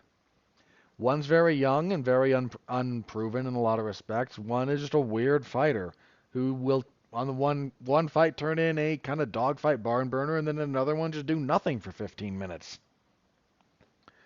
I don't know. I genuinely don't know. I think I jokingly said, my caveat for this one the last time they fought was if Rosas made weight. I would have picked Turcios if they wound up bumping it up to featherweight because they lost it 1 week, moved it to the next week, and then it still fell apart. I think the UFC like Rosas more than Tercios, and I think they view Tercios as a winnable fight for Rosas, so I'm gonna go Rosas. But if he has a good first round and then gasses out again and Tercios is able to, do stuff late, that's not gonna shock me one little bit. Middleweights next. Bruno Ferreira and Dustin Stoltzfus. Stoltzfus finally got a UFC win recently. Yeah, a couple of them. He beat Dwight Grant. Dude lost to Abus Magomedov though. Beat Punahele Soriano his last time out. That was kind of an unexpected win. But Bruno Ferreira is pretty good, and I have no problem picking Ferreira here. I don't know that Stoltzfus will be able to reliably get this down, and the longer if this is just a striking battle, Ferreira hits really hard, and Stoltzfus's chin is not exactly made of iron. Also, middleweights up next, Julian Marquez and Zachary Reese. Marquez been out for a little bit, yeah? 2-fight losing streak, yeah, Gregory Rodriguez and then Marc-Andre Barrio. Barrio fight a little over a year ago. Hasn't even been scheduled for something between now and then. So 2-3 ultimately in his last 4.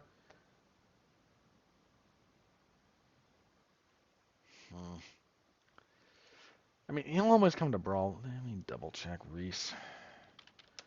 Because I feel like this is his UFC debut. And he's 6-1 maybe? So 6-1 overall. Maybe 0-1 in the UFC? Yeah, 0-1 in the UFC. Oh, right. Cody Brundage knocked him out with a slam. Okay. Wait. Is that event? Hang on, was that the one with back-to-back slams? It might have been too far back. I wish to confirm. No, it was. It absolutely was. Okay. So, a lot of guard play from him.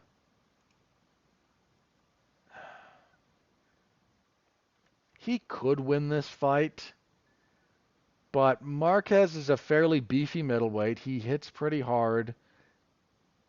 I actually kind of like Marquez here. Let's go with Marquez. All right, and kicking off the main card at welterweight, Miguel Baeza and Punahele Soriano.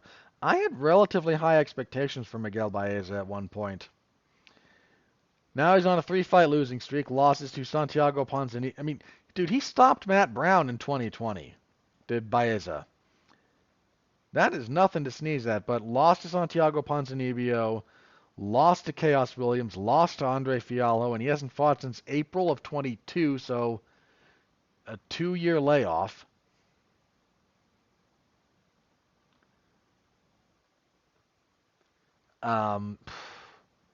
This might be his last shot.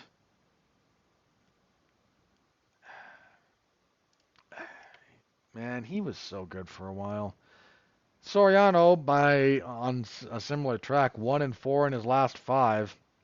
2-fight losing streak to Roman Kopylov and Dustin Stoltzfus. No shame in that Kopylov loss. Other fights, he had the split decision loss to Nick Maximov that you could have given to him, I guess. Brendan Allen's good. This could be loser leaves town. That layoff for Baeza is a big problem for me.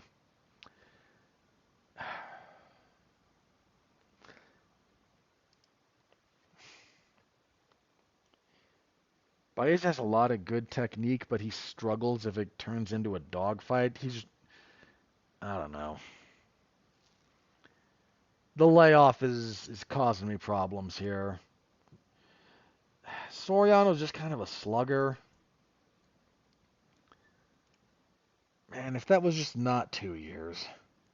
If that was 18 months instead of north of 2 years, I would go with Baeza. The odds are actually with Baeza. Okay. I'm going Soriano. That layoff, man. Um, that's my big determining factor here. Best version of each guy, I think Baeza wins this. But who can bring the best to bear? Well, we'll have to wait and see. So that's your main card. As mentioned, it's not that's not going to excite a lot of people on paper, but relevant middleweight fight, maybe the last stand of Dominic Reyes, young up-and-comer in Rosas, slugger against guy who gets slugged in Fajera and Stoltzfus.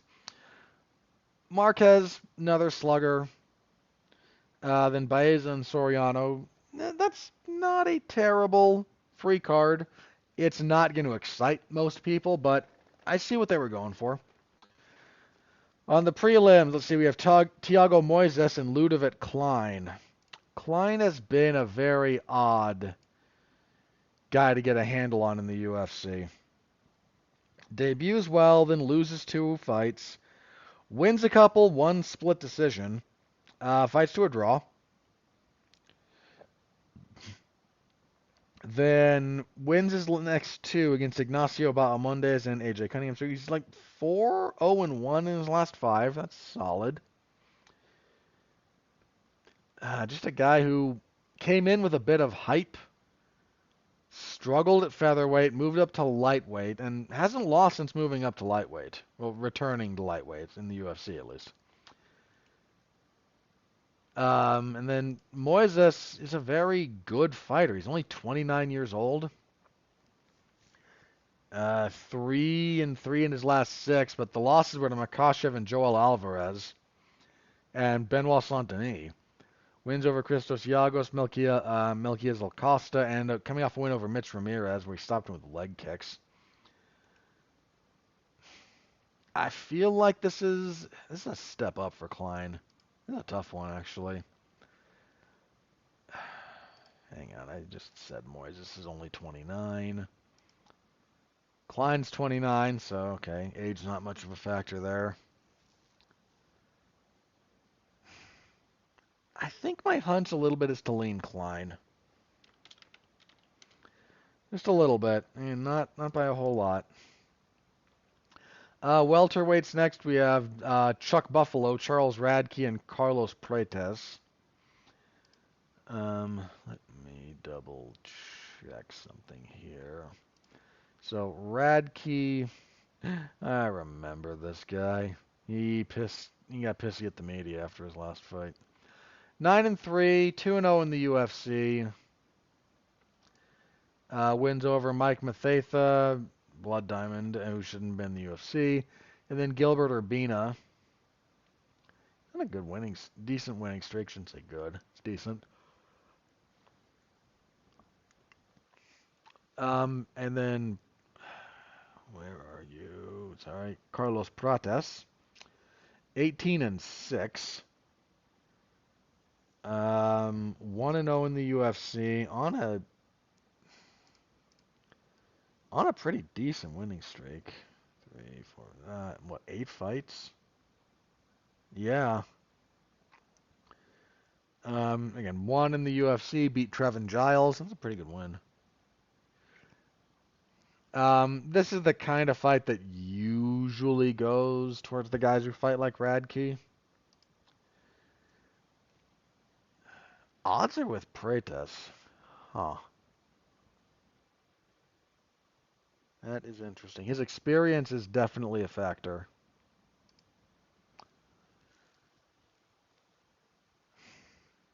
Radke is also quite hittable. But I don't know, man. He'll gut through and he'll wrestle you down. And you know what? All right, I'm gonna trust the odds on this one. And this is the one that I might feel very, very foolish after the fact. That might be my one I reserve the right to change my mind on if I give myself one. See, women's flyweight next. Andrea Lee and Montana De La Rosa. Both women probably fighting for their jobs. Lee's on a 4-fight losing streak. In fairness, she should have won that Macy Barber fight. She's had a couple of split decisions that I kind of thought she won. But overall 4-fight losing streak. Montana De La Rosa. 3-fight losing streak. Barber, Suarez, J.J. Aldridge. This could very well be loser leaves town. I kind of prefer Lee.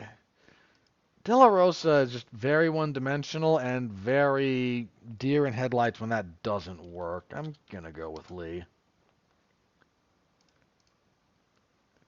Brad Katona and Jesse Butler. So Brad Katona, the only man to win the Ultimate Fighter twice, which is a terrible accolade.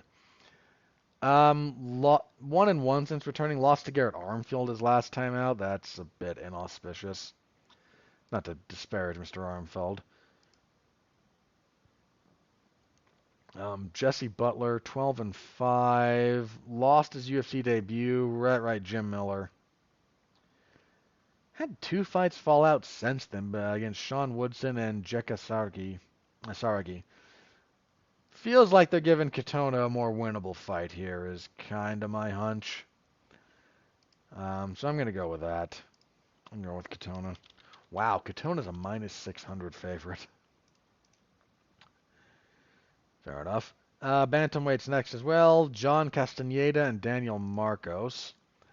So Castaneda, a little up and down in the UFC, but 4-2 during his time there. 2-fight winning streak at the moment.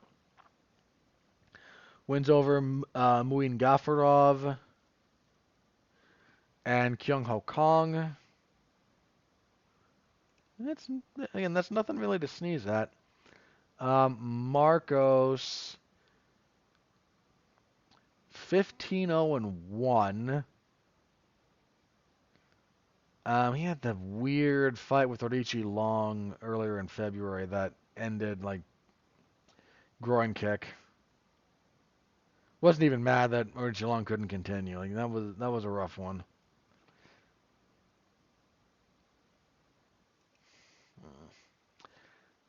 Marcos is pretty good. Dan Marcos is he's pretty good.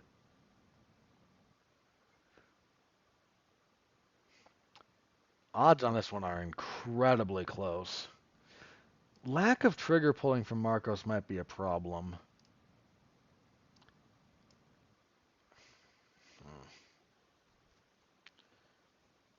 Castaneda, these guys are both pretty good. This is a well-matched fight. I'll check a couple of things about Castaneda. 5'6", 71-inch reach.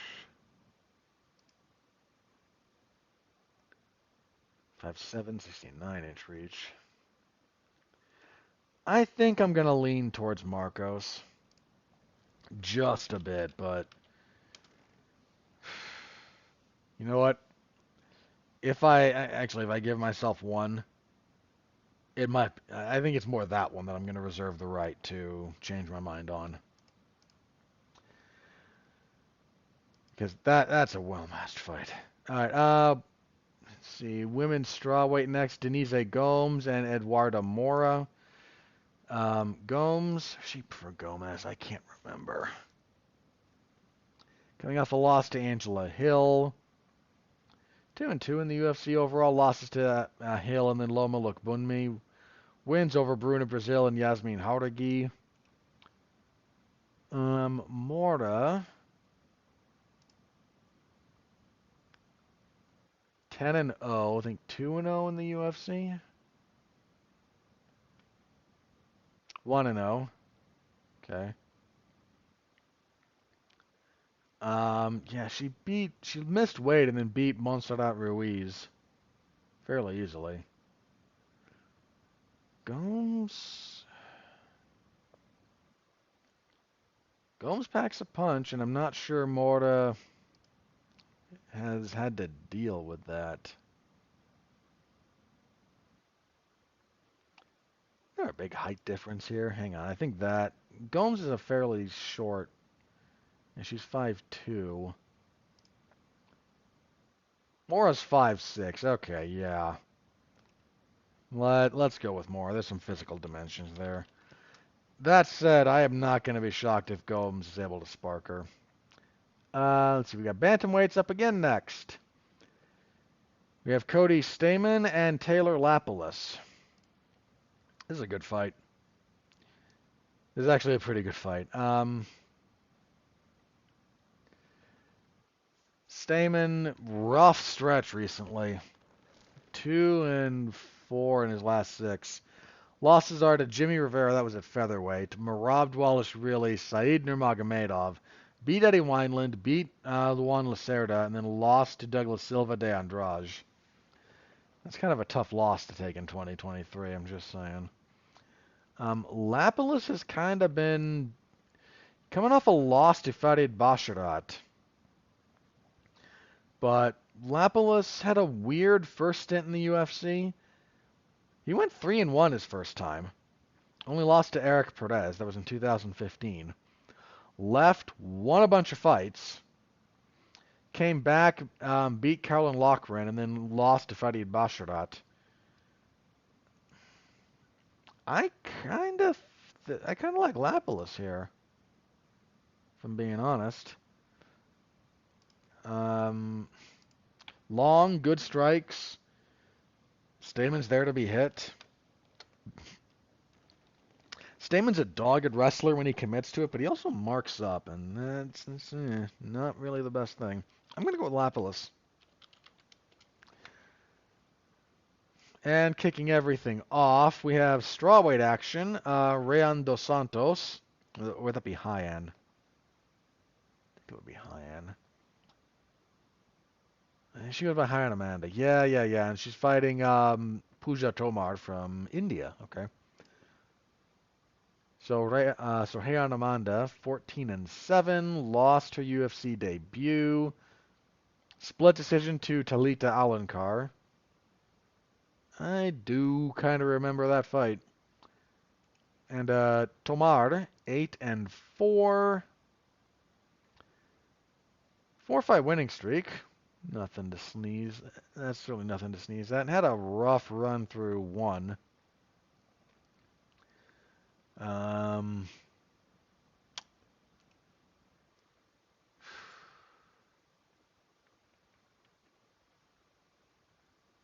I don't really know enough about either woman to feel all that confident here. Where are my odds? Odds are with Amanda.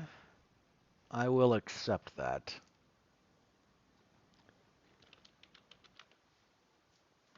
We will go with that one. Okay, so that's the card. 1, 2, 3, 4, 5, 6, 7, 8, 9, 10, 11, 12, 13, 14 fights. Oi. It's too many fights on a card. It just is. Oy. Alright, but Saturday, y'all know the drill. MMAZone411mania.com. Stop by, say hello. Always appreciated. Alright, we've been going for a while. Fortunately, a couple of news items, and we will get out of here, I promise. So, first up, UFC on ABC 7. This is their return to Abu Dhabi. Headlined by Said Nurmagomedov and Corey Sandhagen, which, yes please, great fight. That's been filling out a little bit, and it got some weird fights. So we already knew on that card as well, Marlon Vera and Davison Figueiredo. Good fight. No complaints. What we got to sort of flesh this out now, let me start with the ones that I think make a degree of sense. Mackenzie Dern and Lupito Godinez. That makes sense. Alonzo Menafield and Azamat Murzakanov. Light heavyweight sucks, but the fight makes sense. They're going to make me either spell out Kuta Taladze or Al Salwadi. And I kind of hate them for it. But Guram Kuta Taladze and Abdul Karim Al Salwadi will be fighting. Fine. Another fight that I have no problems with. Makes sense. Welterweights. 2 welterweight fights in particular got added to this. Let me start with the one that I don't really like, but I think maybe makes a degree more sense. Tony Ferguson and Michael Chiesa. I don't know what we're doing with Tony Ferguson at this point. He's lost, what, 7 in a row? 1, 2, 3, 4, 5. Yeah, 7 in a row. He's moving back up to welterweight for this fight. And his hope is that Michael Chiesa doesn't do well when pressured, and Chiesa has had a tendency to fall for front headlock sequences, and Tony Ferguson has a good front headlock series. That's it. That's what we got. Chiesa himself on a 3-fight losing streak, choked out by both Vicente Luque and Kevin Holland, lost to decision Sean Brady. But, I don't know. Again, I can kind of get this one, but I don't love it. The other fight, and this feels like a blatant bit of, somebody in Abu Dhabi likes Nick Diaz. Nick Diaz is fighting Vicente Luque. I don't know what we're doing here.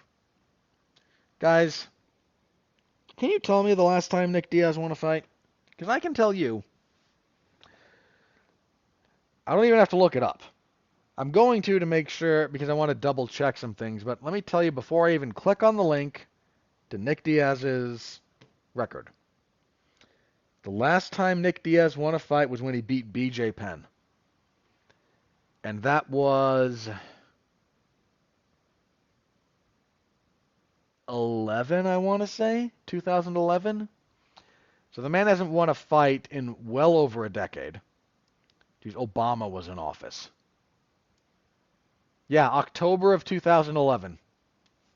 Has not won a fight since then. Lost to Condit, lost to George St. Pierre. Took 2 years off, and took a year and change off. Lost to Anderson Silva, that got changed, but whatever. Then took 6 years off. 6 and change. Came back, lost to Robbie Lawler, because he just quit. Which I don't say that pejoratively. The dude didn't have it that night. Fair enough. Now, 3 years later, he's fighting Vicente Luque. Luque's not who he used to be. He had there was a time when he was like the most unheralded guy in this weight class. Now he's struggling a little bit. Because that Jeff Neal fight and the resulting like brain bleed he dealt with really seemed to have messed him up. But dude, he beat Rafael dos Anjos not that long ago. He gave Joaquin Buckley a pretty good fight not that long ago. I genuinely don't know what we're doing here.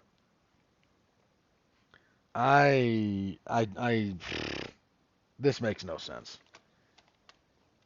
This just makes no sense to me. I'd rather see Nick Diaz and Tony Ferguson and have both guys retire afterwards, for being honest. But, all right. Other bit of news. So, Jake Paul was supposed to be boxing Mike Tyson. This is going to happen July, I think. It was going to be on Netflix. And Mike Tyson had some kind of a medical issue on a flight, had an ulcer flare up, and the fight has been postponed out of an abundance of caution. Good. Almost like guys pushing 60 shouldn't be fighting professionally. I think Logan Paul said he'd step in and fight Jake in Tyson's place, and Jake's response was, "Mom doesn't want me to knock you out." And let's be abundantly clear about this. I have been more understanding of a lot of what both the Paul brothers do than a lot of people. I don't like them, but I understand that their success is not accidental, and Logan found kind of a niche in pro wrestling. He is a very good pro wrestler. You don't have to like pro wrestling. I'm not here to advocate for it. I think it's dumb. It's awesome at times, but it's also kind of dumb. But Logan is very, very good at that. Jake is actually an okay boxer, especially for a celebrity. He's an okay boxer. Logan, like, oh, I went the distance with Floyd Mayweather because Floyd Mayweather didn't want to hit you in the body any more than he had to, and you outweighed him by like another person. Jake would knock Logan out if they fought. I have no doubt about that. But so that got postponed. We'll have to wait and see what if that gets rebooked. Please don't at this point. Can we just not, please? Other bits of the boxing world. Deontay Wilder is done. Zhang Zhilei knocked him out in the fifth round. Dmitry Bivol got a win. Nothing major in the boxing world. Oh yeah, there was, I think the fight that was supposed to be for the vacant IBF title, between Dubois and Hrgovic ended due to cuts, and Dubois won, and everyone's supposed to be that was supposed to be like Hrgovic's crowning moment, and the IBF should really just not remove recognition from Usyk and let Usyk and Fury fight for the undisputed belt again, but the IBF is going to be stupid about it. So really, if we all just stop pretending that the IBF matters, that would make life easier. All right. I think that's all I've got. So let me check Twitter for anything crazy that's broken. If nothing new is there, we will do plugs and get out of here. And I will just thank you for listening to me wax a bit poetic and a little bit in the weeds on technique about Dustin Poirier and Islam Makhachev. That really extended the runtime of this episode more than it probably should have. Okay. Nope. Nothing new there. At least not in the world of MMA. So plugs. Last week on Damn You Hollywood, we talked about Furiosa, a Mad Max saga, and that poor movie. That was myself, Mark Radlitz, and Jason Teasley. We got together. We had a good time. There is no Damn You Hollywood this week. Mark has stuff, and the only wide release is Bad Boys Ride or Die, and I would rather die, if we're being honest. Just put me on the ground. Yeah, no, not interested. Even a little bit. So, easy call. There will be a sort of Damn You Hollywood. Alexis Hana and Zachary Strobel will be getting together to review the new Garfield movie, so that should be fun. I should have a good time. And then, yeah, WWE SmackDown on Friday, UFC event on Saturday. Then back here next week where we will review UFC on ESPN 57.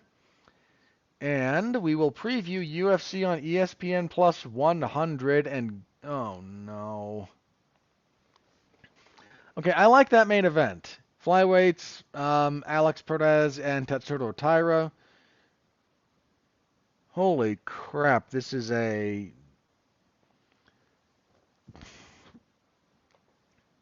There is no effort put into this card. Your co-main event, it was supposed to be Ikram Alaskarov and Andre Muniz. That's actually not a bad fight. Muniz pulled out. Not sure if we'll get someone to fight Alaskarov. So I assume our new co-main event will be Douglas Silva, D'Andrade, and Miles Johns. Also on that card, Timothy Kwamba and Lucas Almeida, Asu Amabayev, and Jose Johnson, Brady Heaston, Garrett Armfield, Tegir Lembekov, and Josh Van. That's actually not bad. Jimmy Flick and Nate Maness, meh. Josh Quinlan and Adam Fugit. This is not a good card. This is just not a good card at all. Everything about this is skippable. I would not watch this if I was not doing it for cover. If I was not, it wasn't my job. I would not be watching this fight night. I'd watch Perez and Taira. That's it. I don't hate Almabayev. I'm just not going out of my way for it. Yeah, this is a terrible card. This is a terrible card. Wow. Losing Alaskarov and Muniz really kind of hurt this one. That would have been a solid... that would have given you two. To give you two fights on this card that were actually moderately interesting. Wow. That's on paper. Like, I really hope that, to be abundantly clear, I really hope those fights are awesome because I'm going to be watching them all. But that is, on paper, that is a terrible card. Oh, terrible. All right. We'll preview it next week, so come on back. All right. Thank you all for bearing with me on a longer episode this week. I appreciate the heck out of it. Thank you all for listening. It means the world to me that people do that, so thank you. Thank you a lot. I'll be back next week. Hopefully you will. Until then, stay safe out there and continue to be well, be safe, and behave.